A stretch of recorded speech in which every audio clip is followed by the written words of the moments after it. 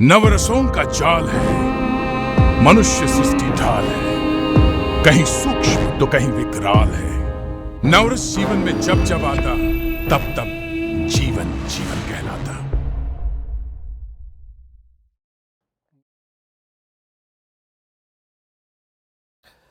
तो आज डिस्कस करते हैं नवरस कथा कॉलेज का कास्टिंग प्रोसेस। जब प्रवीण से मेरी बात हुई और उसने मुझे बताया कि इतनी एक स्टोरी लिखी है जो काफ़ी इंटरेस्टिंग है, तो I was also very excited. तो मैंने सोचा मिलके हैं, बात करते हैं और समझते हैं कि क्या स्टोरी है। और जब मैंने स्टोरी सुनी तो I was very excited too. ये स्टोरी है एक बंदे के ही ऊपर जिसने 9 अलग अलग कैरेक्टर प्ले किए हैं। और सबसे बड़ा चैलेंज ये था कि उसी को ध्यान में रखते हुए हर स्टोरी में एक अच्छा कैरेक्टर लेके आना है, एक अच्छा आर्टिस्ट लेके आना है जो उस कैरेक्टर के साथ जस्टिस कर सके। और कास्टिंग प्रोसेस में सबसे ज़्यादा टाइम लगा सूत्रधार की कास्टिंग में, क्योंकि हम जिस तरह का सूत्रधार चाह रहे थे उस तरह का सूत्रधार हमको मिल नहीं रहा था। हम लोग चाह रहे थे कि एक ऐसा नाम, एक ऐसा चेहरा जिसको हर कोई पहचान सके। हम लोगों ने मेल से लेके फीमेल कैरेक्टर के लिए भी ऑप्शंस ढूंढे एंड अल्टीमेटली हमारी जो सुई थी वो अटकी शिवाजी के ऊपर, और जिन्होंने इस कैरेक्टर के साथ बहुत अच्छे से जस्टिस किया। अब चैलेंज शुरू हुआ शिवाजी की कास्टिंग के बाद। जब हम लोगों ने शिवाजी को कास्ट किया उसके बाद हमको लगता था कि अब हर स्टोरी में कोई ऐसा एक्टर लेके आए जो शिवाजी के समकक्ष हो, जिनका परफॉर्मेंस वैसा हो, जिनका नाम इतना अच्छा हो। तो हम लोगों ने अलग अलग स्टोरीज़ के अलग अलग एक्टर्स को अप्रोच किया। जैसे हम लोग अमरदीप झा जी को लेके आए अपनी एक स्टोरी के लिए, सुनीता राजभर को लेके आए, श्रीकांत भाई को लेके आए। ऐसे ही हर स्टोरी में कुछ अलग नाम आता था, कुछ एक्साइटिंग फेस आता था। और जब हम डिस्कशन करते थे तो प्रवीण हमेशा मोटिवेट करते थे और एक्साइटेड हो जाते थे जब जैसी कोई अच्छा नाम आता था। और उसकी वजह से ये कास्टिंग प्रोसेस बहुत आसान हो गया। से इंतजार है। हम तो नायक बनने आए यहाँ पर। अच्छा, कैरेक्टर आर्टिस्ट नवाजुद्दीन सिद्दीकी की तरह है। अबे वो कैरेक्टर आर्टिस्ट नहीं है, हीरो है वो। हाँ, लेकिन लगता तो कैरेक्टर आर्टिस्ट ही है सर जी। अरे बच्चा पैदा करके कचरे में फेंक रहा था तो पैदा ही क्यों किया? कॉन्डम इस्तेमाल कर लेते। अब कहीं सुकून नहीं मिलता, ना रोने से ना हंसने से, किसी भी चीज से नहीं। कोई सुन रहा है? कोई है जो एक माँ के दर्द को समझ तो इस फिल्म की कास्टिंग करके बहुत मज़ा आया, बिकॉज मेरा मेजरली जो वर्क रहा है वो टीवी में रहा है। और टीवी में हम लोग सिर्फ सजेस्ट करते हैं अच्छे आर्टिस्ट, लेकिन जो कॉल होता है वो होता है चैनल का। बट इस प्रोजेक्ट में मुझे जो अच्छे एक्टर थे, जिनको मैं पसंद करता था, जिनके साथ हमेशा काम करना चाहता था, उनको कास्ट करने का मौका। द्वंद्व चलता था जिसकी वजह से क्रिएटिव सेटिस्फेक्शन नहीं मिल पाता था कि हमको कास्टिंग करनी है लेकिन हम लोग क्रिएटिवली सेटिस्फाई नहीं हो रहे हैं। अल्टीमेटली हमको वो कास्ट करना पड़ता था जो चैनल को पसंद आता था। बट यहाँ पर जो हमको पसंद था वो आर्टिस्ट हमने कास्ट किया। पहले मैं ये बता दूं, प्रवीण जी ने ये बहुत ही खूबसूरत एक फ़िल्म लिखी है जिसका नाम है नवरस। और जैसा कि नाम से क्लियर होता है, ये 9 रसों के बारे में है और एक एक रस की अलग अलग कहानी है। मेरी जो कहानी है वो है भयानक रस, और मैं पुष्पा का रोल प्ले कर रही हूँ। और मेरे को एक्टर्स बहुत अच्छे हैं। जीतू शास्त्री जी हैं, प्रवीण जी खुद हैं और अमरदीप जी हैं। तो जीतू जी और अमरदीप जी तो मेरी सीनियर है, प्रवीण जी मेरे दिल्ली के जान पहचान वाले हैं। तो ट्यूनिंग सबकी बहुत अच्छी है, पूरी टेक्निकल टीम अच्छी है हमारी, और स्क्रिप्ट बहुत पहले मिल गई थी हमको। तो एक होता है, कुछ कुछ काम होते हैं जो एक्टर सेटिस्फेक्शन वाले होते हैं ना, ये उसमें से एक काम है। और हमारी कहानी, ये जो फिल्म है, ये फिल्म में आपको जैसे मैंने पहले बताया 9 रसों के ऊपर है ये। और प्रवीण जी स्थाई भाव है, मतलब हर रस को वो प्रेजेंट करेंगे और हम लोग उनके जो हैं पिलर्स हैं, सबोर्डिनेट हैं, और उनके अलग अलग रस को हम आगे बढ़ा रहे हैं। सो आई नो प्रवीण सिंस 2013 और 14 एंड मैंने हमेशा प्रवीण को एज एन ग्रेट आर्टिस्ट ही जाना है। और he is pass out from SRC, और कभी लेकिन साथ में काम नहीं कर पाए। बट फाइनली जब हम लोगों ने काम किया, एक शो था हैप्पी आवर्स, और उसके बाद हमारी जो एक कास्टिंग डायरेक्टर और आर्टिस्ट का इक्वेशन था वो चेंज हो गया, पता ही नहीं चला कब, और हम लोग फ्रेंड्स बन गए। और फ्रेंड्स क्या कह सकते हैं, फैमिली फ्रेंड्स। और तभी से हम लोगों का डिस्कशन होता था, अलग अलग स्टोरीज़ के ऊपर हम लोग बात करते थे। And Praveen has written more than 20 stories जिनकी बाउंड स्क्रिप्ट रेडी है। और हम लोग चाहते थे हमेशा कि कुछ अच्छा करें और जल्दी बनाए किसी तरह से फिल्म। और जब हम लोगों ने सोचा कि नवरस कथा कोलाज बनानी चाहिए, तो चीज़ें अपने आप ही होती चली गई। वो ऊपर वाले की कुछ ऐसी कृपा हुई, चीज़ें अपने आप ही होती चली गई, सोर्स बनते चले गए। और नाउ वी कैन सी इस फिल्म को मोर देन 50 अवार्ड्स मिल चुके हैं देश विदेश में।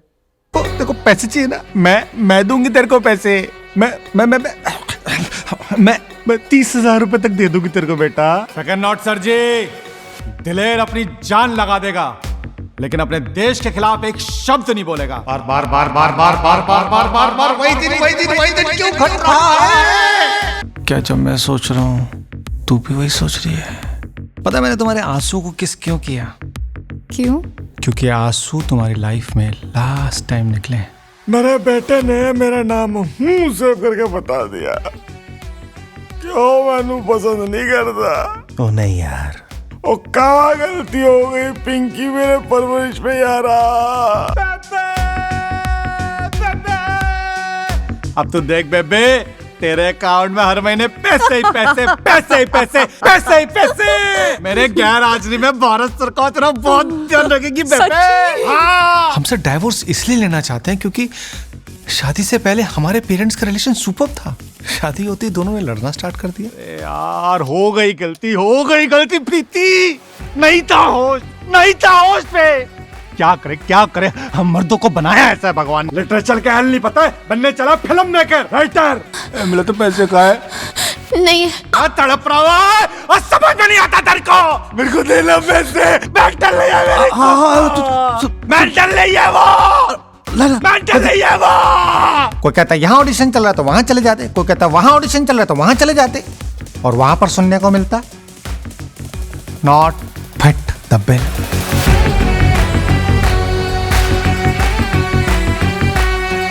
वो मेरे से क्या गलती हो गई जो इसने मेरा नाम खून रख दिया?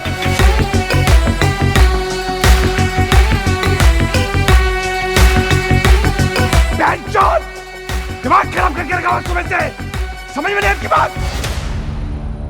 सर जी, आदमी डॉक्टर की ट्रेनिंग करता है ना तो 5 साल बाद उसको गारंटेड जॉब मिल जाती है, और हमारी लाइन में कब काम मिलेगा कुछ पता ही नहीं, कोई गारंटी नहीं।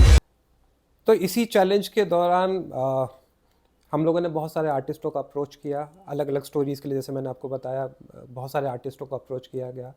कुछ एक्टर्स ने अप्रिशिएट किया और डेट्स ना अवेलेबल होने की वजह से इस प्रोजेक्ट का हिस्सा नहीं बन पाए, और कुछ एक्टर्स ने सिरे से नकार दिया। उनको लगा कि इंडिपेंडेंट फिल्म मेकर हैं, पता नहीं क्या ही बनाएंगे, क्यों ऐसे प्रोजेक्ट का हिस्सा बने जिसका कुछ आगे फ्यूचर ना हो।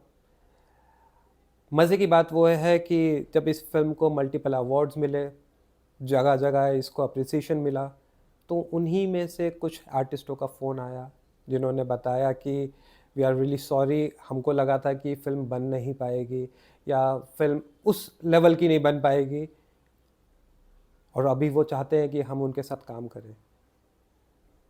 तो कभी भी किसी को अंडर एस्टिमेट नहीं करना चाहिए। सपने सब देखते हैं, कुछ लोग पूरा करने की मेहनत कर रहे हैं, तो एटलीस्ट जो मेहनत कर रहे हैं अपने सपनों को पूरा करने के लिए, be part of their journey. लेकिन जिस तरह से प्रवीण ने अपनी स्टोरी के बारे में बताया कि कैसे वो 9 रसों के ऊपर काम करना चाहता है, 9 रसों पे छोटी छोटी शॉर्ट स्टोरीज़ बनाना चाहता है, कैसे उस रस को एक्सप्लोर करना चाहता है, और एक्टर्स अपनी इस एक्टिंग के थ्रू, कहानी के थ्रू कैसे ऑडियंस के उन रसों के मतलब उन रसों को उनमें जगा के और उनके साथ एक कैथारसिस का काम कर सकते हैं।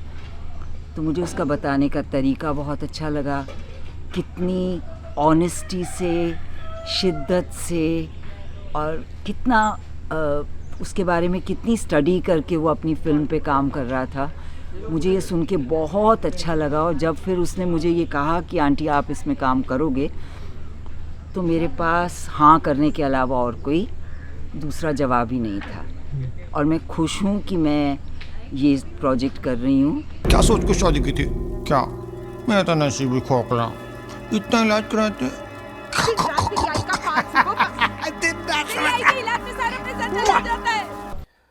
इंडिपेंडेंट फिल्म मेकर हो पाना आसान नहीं है, बहुत टफ काम है, क्योंकि कोई सपोर्ट नहीं करता, लिमिटेड रिसोर्सेज होती हैं।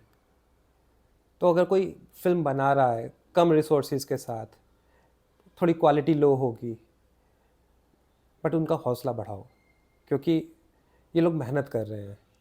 इनके पास जो है वो सब कुछ झोंक दिया है, अपना 100% दे दिया है। इनफैक्ट मैं तो कहूँगा 200% दे दिया है। तो आज कोई अपने पैशन को फॉलो कर रहा है, एक अच्छी फिल्म बनाने की कोशिश कर रहा है, उसका हौसला बढ़ाओ। कल को आप भी कुछ ऐसा ही करोगे तो आपको भी लोग ऐसे ही सपोर्ट करेंगे।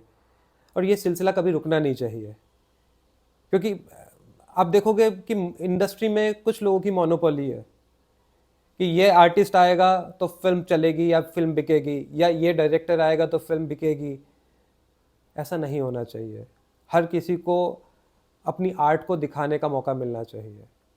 तो ये हमारी मेहनत का रिज़ल्ट। अभी अवार्ड्स रखने के लिए जगह नहीं बची है, तो कुछ अवार्ड्स हम लोगों ने अपनी अलमारी में रखे हैं, बाकी यहाँ पर हैं। इस फिल्म को बना पाना आसान नहीं था, रिसोर्सेज लिमिटेड थे, टाइम भी बहुत लिमिटेड था। और अब हम जो लेके आए हैं आपके पास नवरस कथा कोलाज की मेकिंग, वो सिर्फ और सिर्फ आपको इसीलिए लेके आए हैं आपके सामने कि आप वो चैलेंजेस खुद देख सको कि फ़िल्म बना पाना आसान नहीं होता है।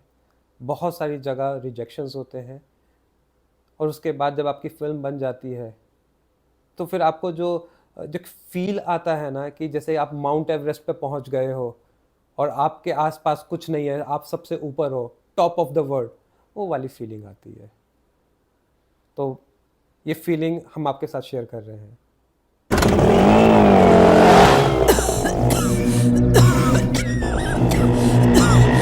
कब लौटाएगा मेरा पैसा? मैं लौटा देगा भाई पैसा। 1 करोड़ की लॉटरी लगी है। मार वही दिन क्यों घट रहा है? सावकाश दुनिया।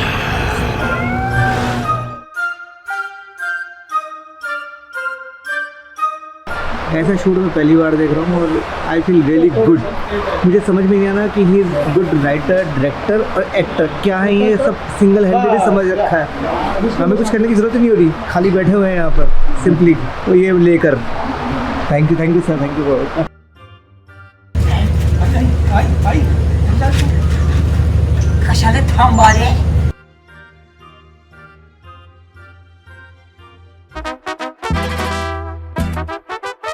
आपके लिए, आपके साथ हर पल।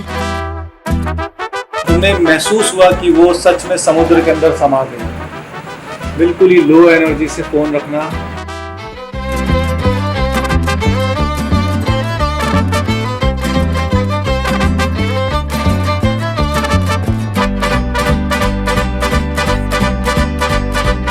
नरक भरी जिंदगी में छुपाने जैसे है क्या मैडम जी? मैडम जी मेरे ना बहुत ज़्यादा सर में दर्द रहता है।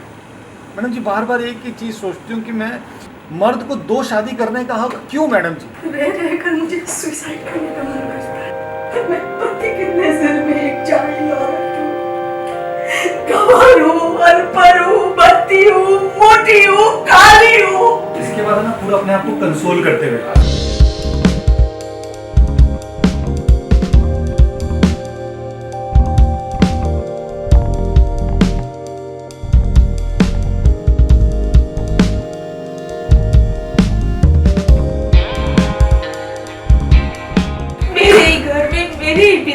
मेरे ही कमरे में मेरी सौतन के साथ हम बिस्तर होने का हक क्यों है?